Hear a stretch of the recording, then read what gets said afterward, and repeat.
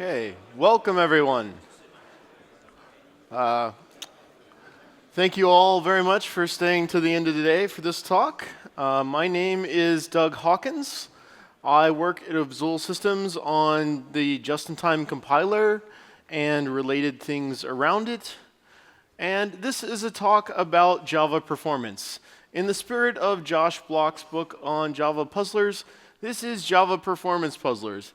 We're going to look at a few cases of some surprising performance outcomes where you think something should be faster and isn't faster, or there's a non-obvious compositional problem, or something along those lines. And it is worth saying that unlike most JVM developers, who actually don't write a lot of Java, believe it or not, we write in C++. I was a Java developer for 10 years first, so I've actually been on both sides of this. I've written genomics applications, financial service applications, e-commerce applications in Java. So I've done both.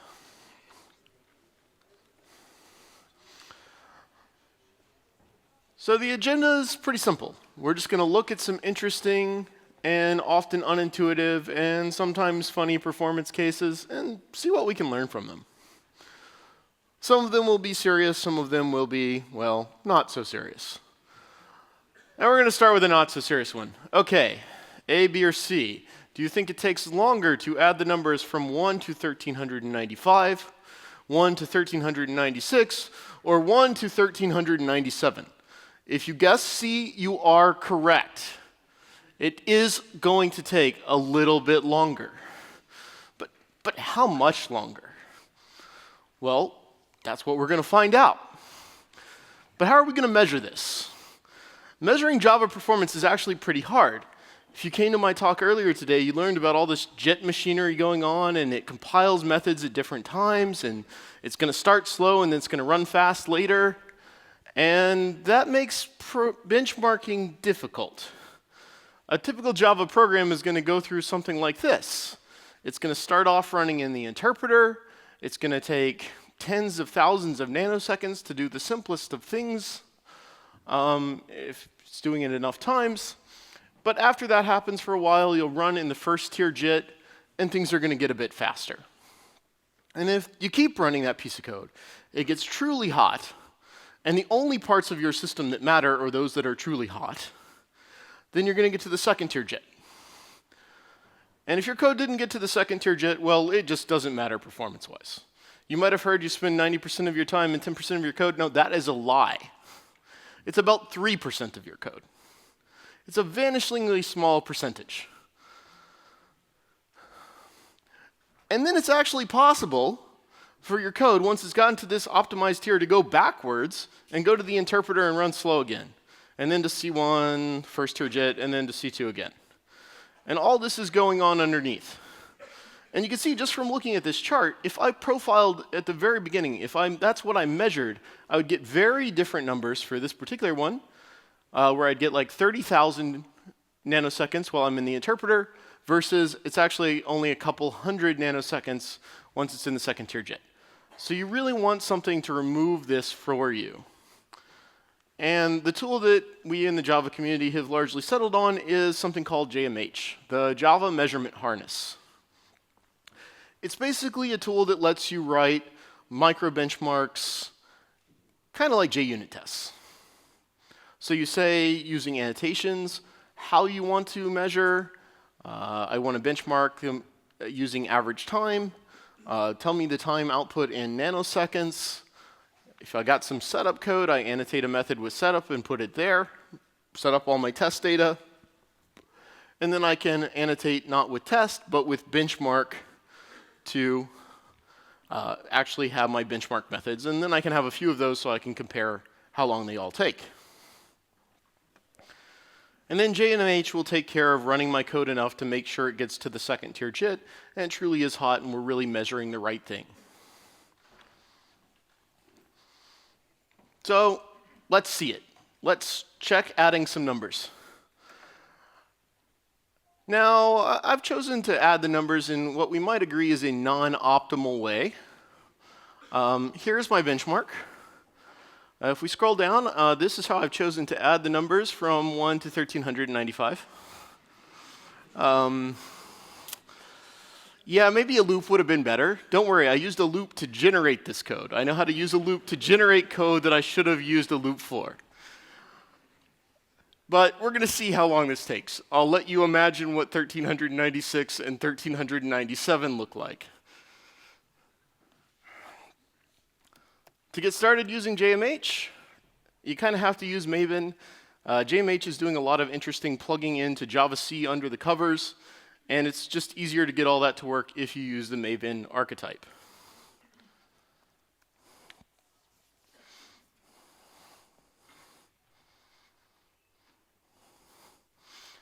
Okay, there we go.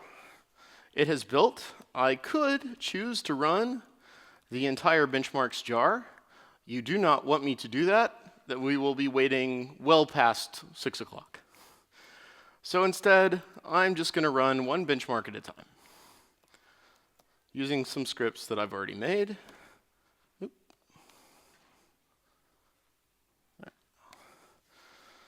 Right. By default, if I had not annotated my benchmark, JMH would be extraordinarily thorough. It would do 10 warm-up iterations. It would do 10 measurement iterations.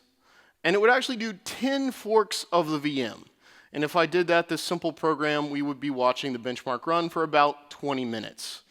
So I've cut this down to 2 forks of the VM, 2 warm-up iterations, and 5 measurement iterations. You're going to just have to trust me that that is not going to change the outcome much.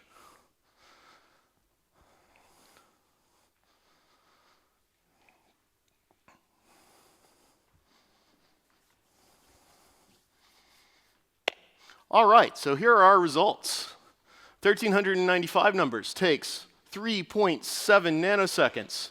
1396 numbers takes 3.7 nanoseconds. 1397 numbers takes 2680 nanoseconds. Wow, that last ad was expensive. What? That makes no sense. What happened here? Okay, so 3.7 nanoseconds is about enough to return a constant, and that's about it. And that's, in fact, that's what's happening here. When the just-in-time compiler gets a hold of this code, it goes, ooh, guess what? I'm really smart. 1 plus 2 is 3. Ooh, and 3 plus 3 is 6, and 6 plus 4 is 10. And it can actually pre-compute the entire result. And all it's doing is returning a pre-computed value once the just-in-time compiler gets a hold of it. So why couldn't it do that for 1397? Oh, it could. It chose not to. There is an arbitrary limit inside the VM about how big a method we are willing to just-in-time compile. And that is what we have run afoul of. Performance is full of surprising performance cliffs like this. In this case, there is what's called the huge method limit inside of the VM. At a certain size, we just say, no. What is wrong with you? And it turns out that adding 1395 numbers is about 7,993 bytes of bytecode. Adding 1396 numbers is 7,999 bytes of bytecode. And adding 1397 is 8,005. Would you like to guess what the huge method limit is? 8,000, yes. And that is the difference here. But there are all sorts of arbitrary things like this. I actually worked for a company where the hot method in the system was 7,900 bytes. Like, wow, that's getting scary. Oh, don't worry. The thing already took 150 arguments, and there's another arbitrary limit at 127 arguments, so that just wasn't getting jitted for like years. Okay, but this example is silly. Maybe we should just use a for loop. That would be a little more sane. And what number would we get? Then they're all nice and consistent, 435 nanoseconds. They're all consistently bad. They're 100-fold worse.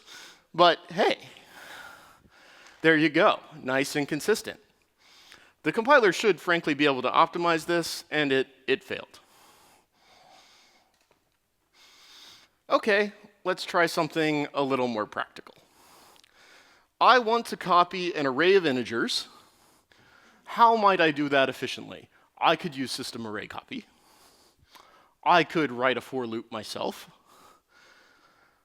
Or I could call array clone. As far as I'm concerned, this is the one acceptable use of clone. Okay, which might be fastest? Well, system array copy, have you ever looked at this thing? It's got the craziest signature I've ever seen. It takes object int, int. Because the only parent type of all arrays is object. Should we have just overloaded the method? Probably. Did we? No. Well, that seems like it might be kind of hard to optimize. Maybe. On the other hand, it is native, and that sounds cool and fast. Okay, or I could just do this for loop and I get these nice strong types. Maybe that will be faster. Let's see. If we actually do this for an array of 100,000 integers, okay, they all turn out the same. They all come in at about 9,500 nanoseconds. That's not too bad.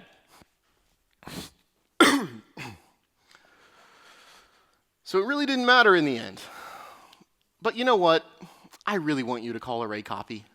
I really, really do. It is actually faster under a particular circumstance. When the VM is starting up, yeah, this code is ice cold, but let's go ahead and make it fast if we can. I'm going to do a one-shot measurement in the interpreter. So in the top left, we are measuring doing a manual for loop. And in the lower right, we are measuring doing array copy using both with system nanotime. And if you run this program on this laptop, this is what you get. The copy loop is 2 orders of magnitude slower. Why? Well, system array copy, despite its crazy signature, is this thing called an intrinsic. We have magical knowledge of what it does. There is actually no code, Java code for this. It is inside the VM itself. And we will actually generate machine code optimized to the machine you are running on the very first time. You've got AVX 128, great, we'll use that. AVX 256, even better, we'll use that. AVX 512, well, those aren't out yet, but if you had one of those, yes, our VM would actually use that too. And you just get to have that.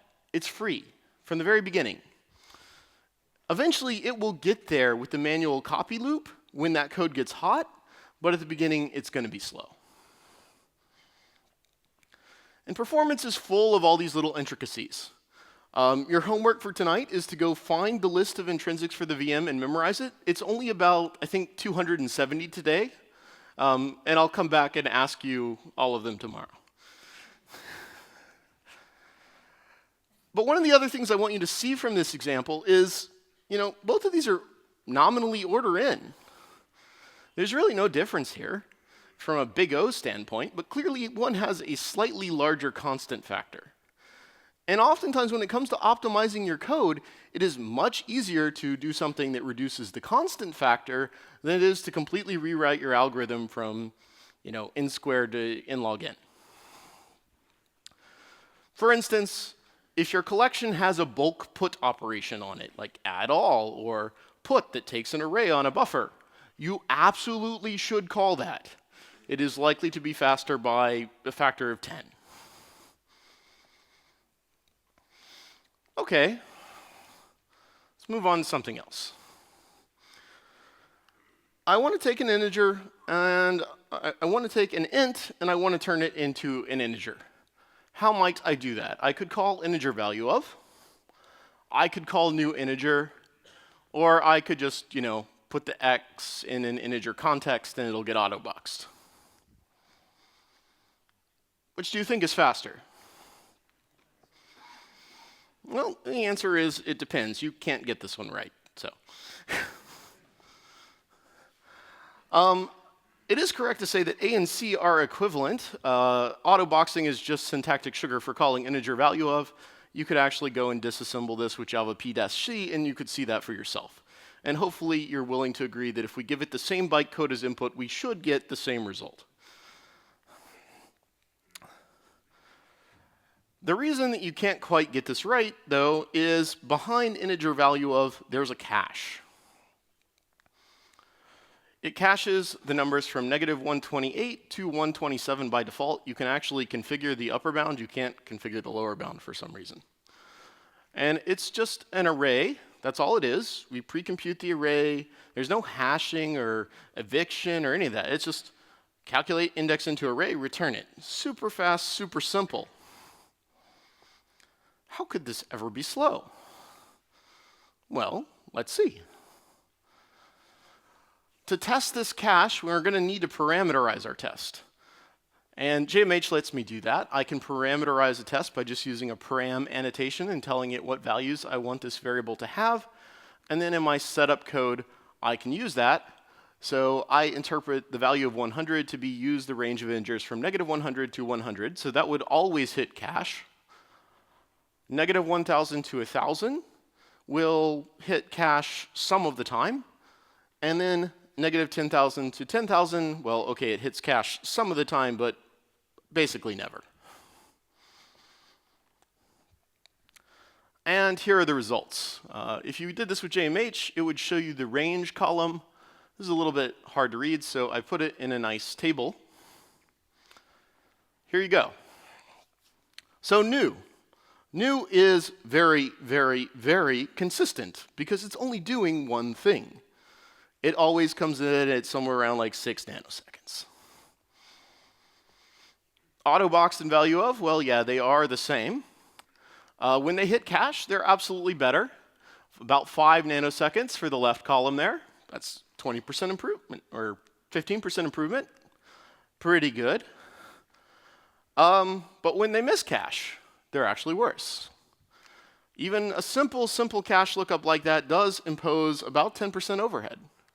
In this case, I mean, this is a simple lookup and simple return, so don't take those relative values too seriously, but it is slower. But you see the really strange numbers here? Those 2 in orange. Why is -1,000 to 1,000 even slower still? Why would that happen? Because when we always hit the cache, the hardware will predict that we will always hit the cache. When we almost always miss the cache, the hardware will predict that we almost always miss the cache. Guess what happens when it's about 10% of one and 90% of the other? The hardware gets really confused. And so it actually goes slower, even for something as simple as this. Yeah, unfortunately in performance, every layer of the system matters, hardware included. So there's really a lot to absorb to try to get to the bottom of this.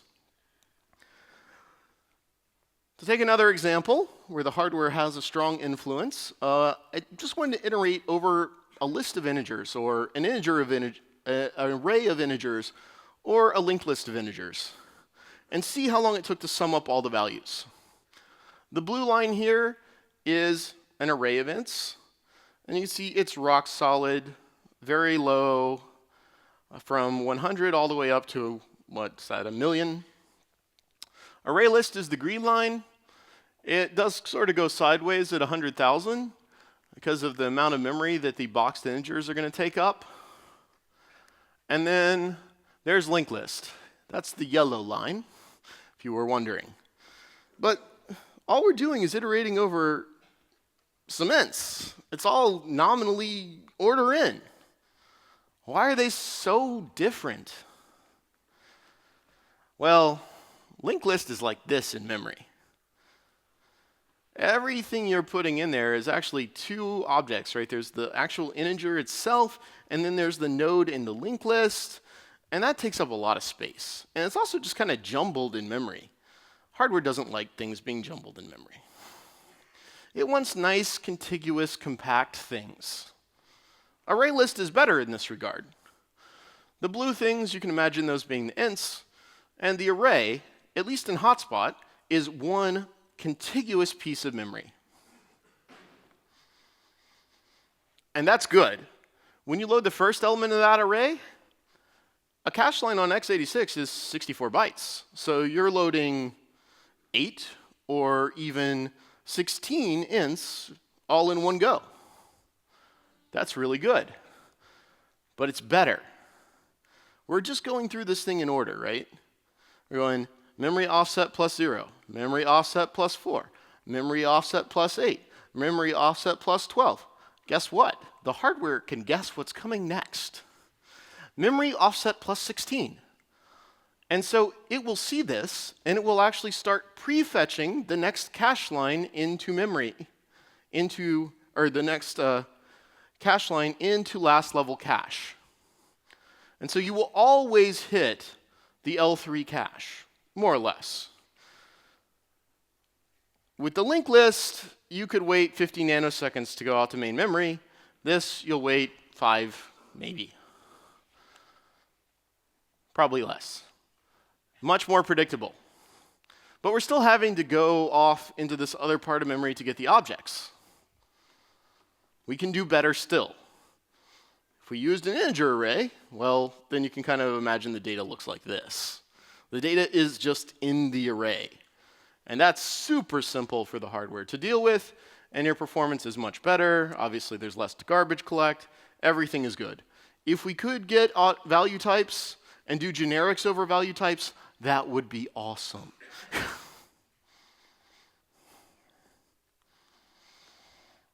And again, everything here is order in. But clearly, there are some performance differences. In fact, linked list has a curve that doesn't look order in at all because of the effects it's having on the memory subsystem and memory accesses taking variable amounts of time. Okay, before we move on from lists, I've got a list of strings, and I want to turn it into an array, either of objects or strings. Which do you think is the fastest way? List to array with a new object array of size 0, or I should size it properly. What do you want to guess? Well, if we used findbugs would tell us we should definitely size the array. Okay. Let's just see what the benchmark results actually say.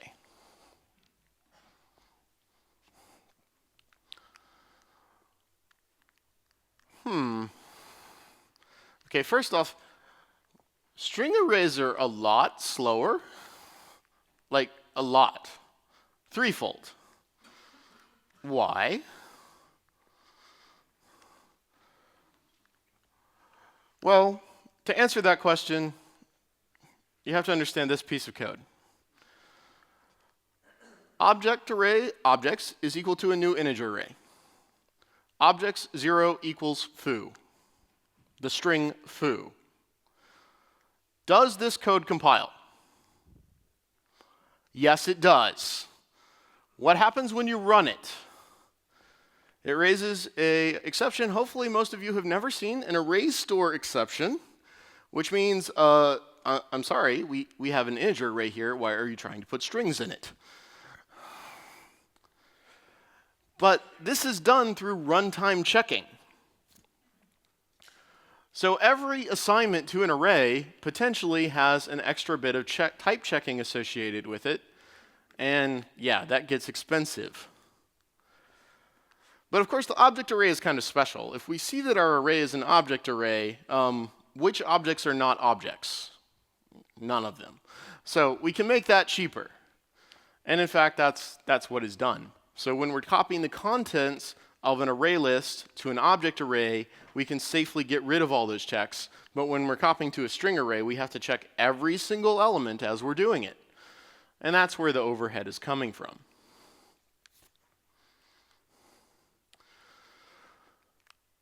But findbugs was also wrong about the sized elements as well. You can actually see that toArray on a sized array is ever so slightly slower than the unsized or just not having an array at all and letting it create one. And the same is actually true for strings.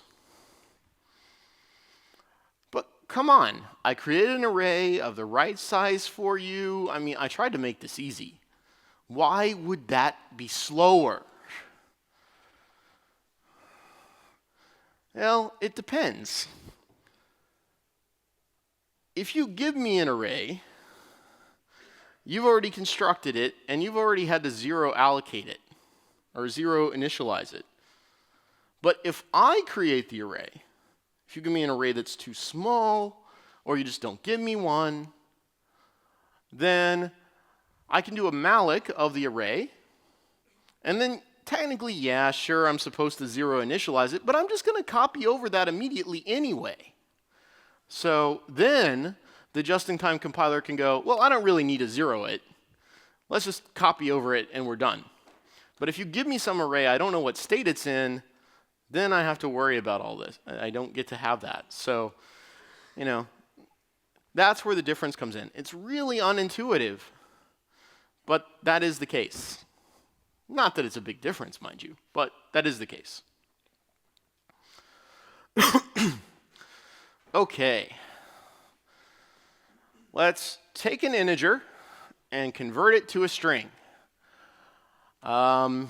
Integer to string, concatenation with the empty string, which really, I don't know, it offends me somehow. I just don't like the way it looks. But, okay, that's an option. Or I could use a string builder. Oh, seem pretty good to me. Well, first off, I didn't actually tell you what num was. You probably assumed it was a static final because I made it capital. That's a good assumption. But I didn't make it a compile time constant. I made it a runtime constant that's actually random. So we're not going to be able to pre-compute anything at compile time. And then we run this thing, and we find out that builder is the slowest. And that just seems a bit strange to me, because if you know what concatenation compiles to, it just uses a builder. How did a builder beat a builder? The actual bytecode for the builder, as I wrote it, was something like this. For concatenation is this. If you're not liking bytecode, the Java code would be this. So we do new string builder, append quote quote, append num. It's a very logical transformation from the concatenation. Okay, but what did I do? I created a new string builder. I just appended num to it, and I called toString on it. I think I did less. Why did that run slower?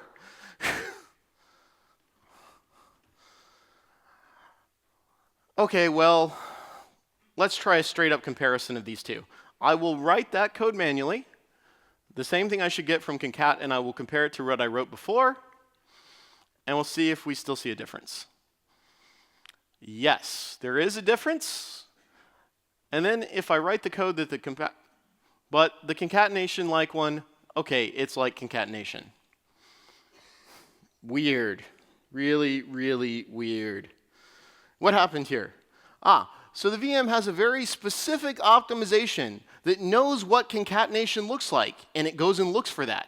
But it only recognizes very specific patterns. Don't add a local variable. That will confuse it. It will recognize a very specific pattern, and it will optimize that pattern and that pattern only. Basically, what you need to understand is compilers are basically glorified regexes. All we do is pattern match code, and then we go, okay, well, I can replace it with something a little bit faster still. Now, I assume all of you have had to write regexes at some point in your life. You had some log file you had to churn through, and you wrote some regexes. And then you got your second log file. Did you handle every single case correctly? No. And could you debug your regex? No.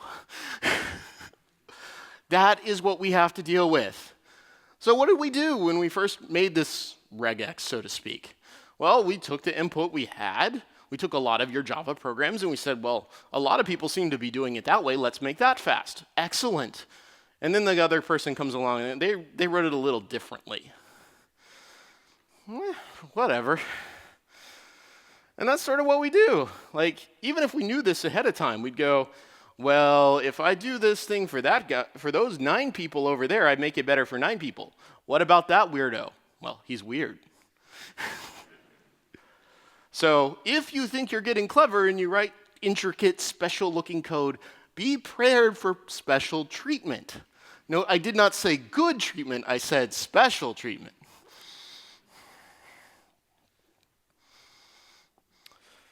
Now, let's take num and turn it into something that is actually a compile time constant. I'm going to say it's 1 shifted to the place left 20 times. And this is the result you get. Okay. Well, we learned before 3 nanoseconds is about how long it takes my laptop to return something. And that is, in fact, what happened here. That is all that is going on.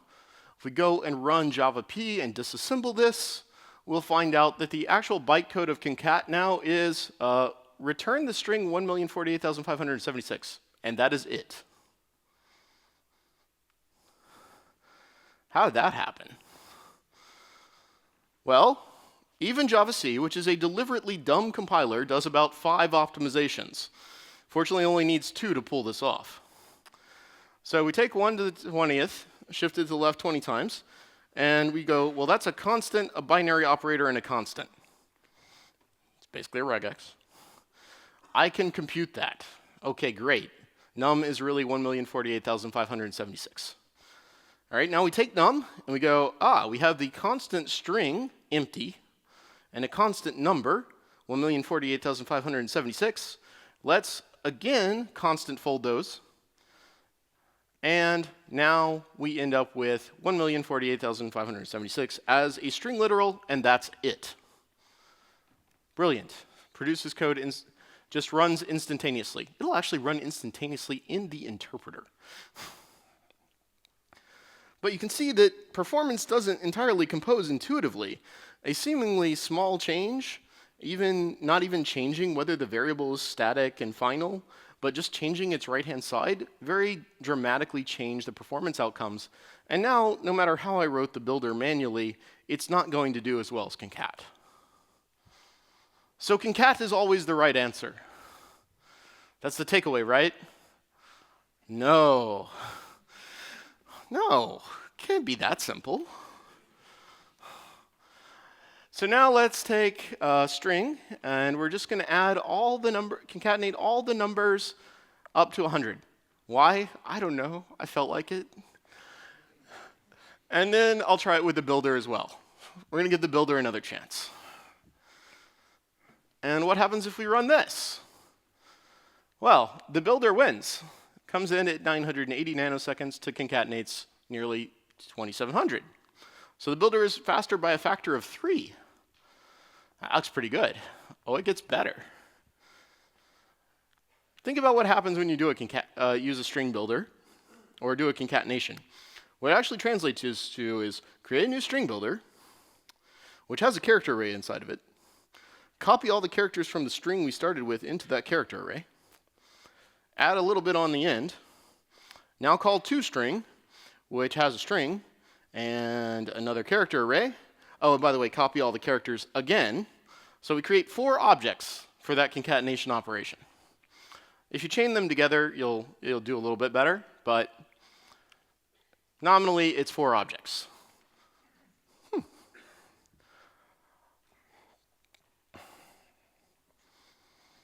So I used another tool called Caliper from Google to actually measure the object allocations, not just the performance.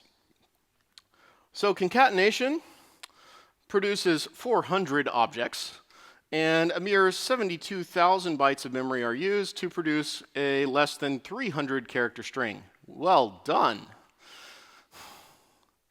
The builder generates 9 objects. You might think, well, shouldn't I just have like a string builder, a character array, a string, and another character array? Yeah, but the character array the string builder started with was a little too small. It was 16. And then it grows exponentially to 32 and 64 and 128 and 256, and ultimately ends up at about 512. to accommodate our 300 characters.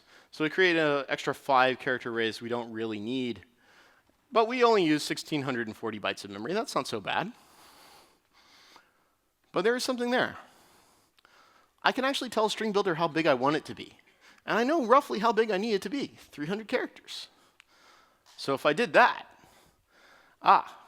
performance improves a little bit, not a lot. But now we're down to actually just 4 objects and 1,464 bytes.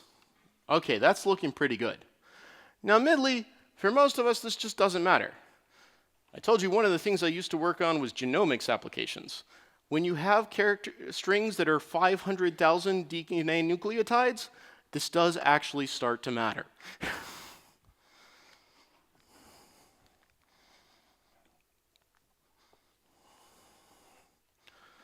And in fact, this is true for all of our collections. We could actually just size them appropriately. Most of them start at like 16 for hashes, 10 for linked list and vector. String Builder and String Buffer are honestly the only ones I think are probably a little too small because they are size 16. And we tend to produce strings that are a bit bigger than that. But fortunately, the concatenation optimization, when it works, usually makes that kind of a non-issue. The rest of the time, we usually use small collections, and these sizes are OK. But there's one here I really do actually hate, vector. Now, you probably thought it was vector, but you probably thought it was because it's synchronized. No, I don't care about that. That's not the problem with vector. No, the problem with vector is it doesn't grow exponentially. It grows linearly. So think about that for a second. If you're doing an append loop and you haven't sized it appropriately with most of these collections, you thought you wrote something that was order n. What you actually wrote was something that was in log n. Every log n steps through, we have to do an order n copy of the backing array. With vector, no, it grows from 10 to 20 to 30 to 40. So what you thought was order n is actually n squared. Brilliant. Yeah, that will hurt. But hey, you can actually set the growth size, so that's something.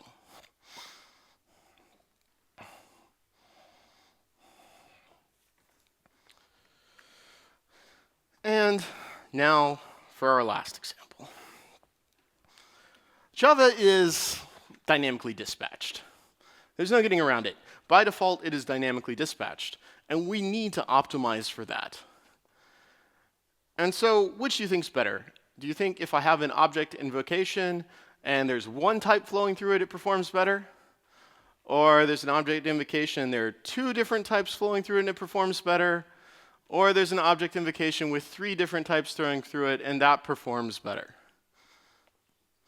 You can probably guess what the right and wrong answers to this are. I've made it kind of obvious by saying that we say 3 types is megamorphic, which is basically we gave up. But let's try to demonstrate this. I can guarantee you there is a cliff at 3 types, but let's try to demonstrate this. The reason I say there's a cliff there is because I know what the machine code it produces is. If there is a function, apply, so to speak, and there are 2 types flowing through it, or less than 2 types, it will expand into, say, an if-else of if the type is square, well, let's just inline the body of square apply, which is, x times x. Or if it's a cube, let's inline that and just do x times x times x. Else, we do something else. Versus, if it's more than 2 types, I can tell you it just calls function apply, and it has to do a dynamic lookup.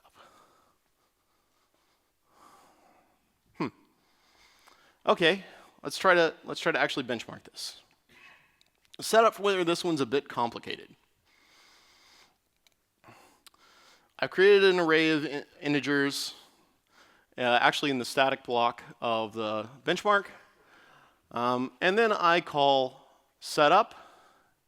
And setup has a morphism that is parameterized, like we saw with range before.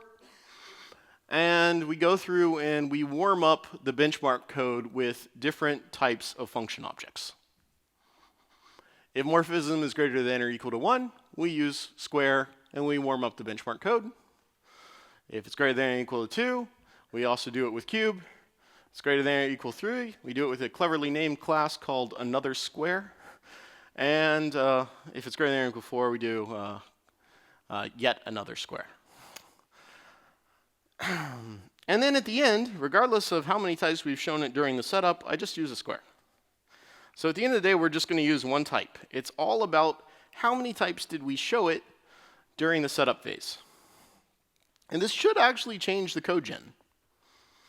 And we'd kind of expect to produce a different performance result. But in fact, it doesn't. 3 and 4 look just as good as 1 and 2. But I thought like we inlined the code if there were less than 2 types, and otherwise we did a dynamic call, and isn't that slow? No, on a modern x86, that isn't slow. It will actually see that dynamic call, and because I'm only using square at the end of my test, it will go, oh, well, you're just always going to square. This is easy. I can predict where you're going to go before you even know it. And that's what it does. It prefetches what it needs based on predictions, just like with the if before. And so you can't see the difference. On an ARM, you could probably see the difference, but on an x86, you can't. Or can you? What happens if I put this inside of a loop? That worked for concatenation. Let's try it here, too. OK. Changed my test a great deal. It is now this. Call loop. Sum all the values of the calls over the nums. That's it. The setup is otherwise the same.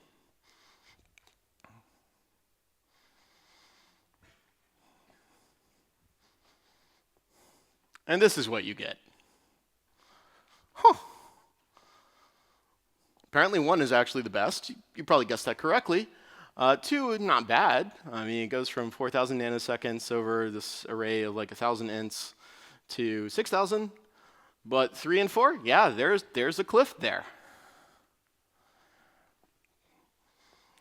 What actually happens is the call is left, when the call is left inside of a loop, it doesn't slow the call down per se, but what it does do is destroy the loop optimizations. And so you can't evaluate performance in isolation very easily. You can't go, oh, I wrote this benchmark to see if the call optimizes and go, 3, 4, 10 types look great to me. Yeah, that doesn't quite work. And even if you hadn't used just one type in the end after you'd warmed it up with a bunch, the numbers for just varying it would have looked a lot better than the numbers for putting it inside of a loop. Performance doesn't compose in obvious ways. You can take 2 things that are fast and put them together and get something that's slow. And that makes reasoning about performance quite difficult. Unfortunately, performance is just full of surprises. It's often not intuitive. It has all these intricacies. It has these sensitivities with these weird cliffs, like the huge method limit. It's not additive in a way that makes any sense to us. It's really, really hard to reason about if you don't live in this every day. And I'm guessing most of you probably don't want to. But I don't want you to be too doom and gloom about this. What I actually want you to see is I just want you to write clean code. If you write clean, like tiny methods, you write code in the way that most people write code, we're probably going to optimize it pretty well. You know, if you start behaving like a crazy person and produce methods that have 8,000 bytes of bytecode in them, you've gotten what you deserve. Don't do that. We will generally take care of you. Yes, there are some weird cliffs, like the 2 types thing. And that sounds terrible. But you know what? We looked at it.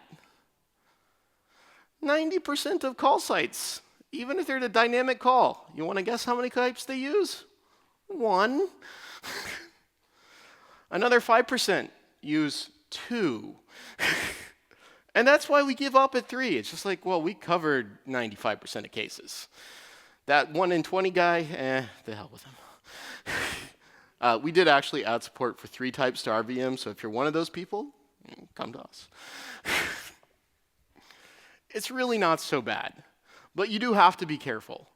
When you are pursuing performance things, it's very easy to mislead yourself, to write a test in isolation that you think shows you something, but unfortunately it doesn't. Oh, and let's all agree this is the best way to add the numbers from 1 to 1396. Because this is the fastest, right? Okay, we could have done this. That might be better. A little grade school arithmetic might actually be a better result, and yeah, that optimizes no matter how big your number is. Okay, I hope you found that fun. I hope you found it interesting. If you want to learn more, I would welcome you to look at these references. Alexei Shipolov is the guy who created JMH. He's done all sorts of performance blogging. I have lots of footnotes to far more detailed explanations of these things from his blog. Absolutely go look at his stuff, if you're interested in it. The Java Specialist newsletter is also a great reference. Psychobonic Lobotomy Saw is the blog of my former colleague, Nitsan Wakart.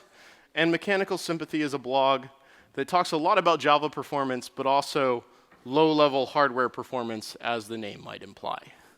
So thank you all very much for coming. I hope you enjoyed it.